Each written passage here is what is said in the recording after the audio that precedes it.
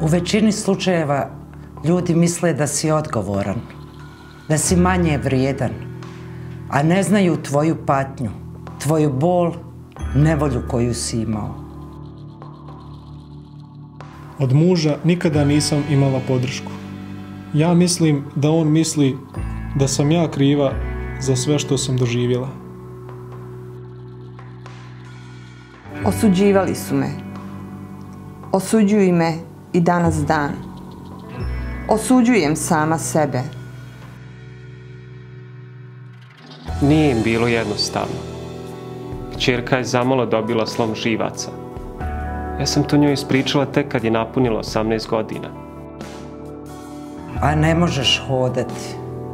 Ja ne mogu hodati ulicom i pričati ja sam žrtva rata. Jedanput mi je rekao da sam kriva što sam tu ostala. On misli da sam trebala otići. Kada su me osuđivali, tad sam se i zatvorila. Bilo me stid izaći napolje. Više puta me pitala zašto joj to prije nisam rekla. Ona je to katastrofalno podnijela. Brat me nije toliko podržao. Ljutio se na mene. 7 godina iza toga mi nismo pričali. I ja mislim da sam trebala otići. Ali eto, nisam otišla.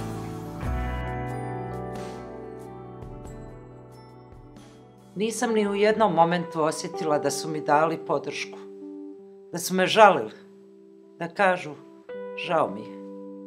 Osobe koje su preživjele seksualno nasilje u ratu smatraju da ljudi misle da su one odgovorne za ono što im se desilo.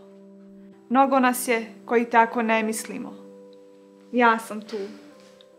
Osobe koje su preživjele seksualno nasilje u ratu osjećaju se marginaliziranim ili izoliranim, sputanim u svojim naporima da se reintegrišu u zajednicu, da nastave sa svojim životima. Mnogo je nas koji suosjećamo s preživjelima. Ja sam tu. Naš cilj je da preživjeli čuju većinski podržavajući stavove, da osjete svoju empatiju koju društvo već ima, ali je ne artikuliše niti javno saopštava. Ja sam tu. Mi smo tu.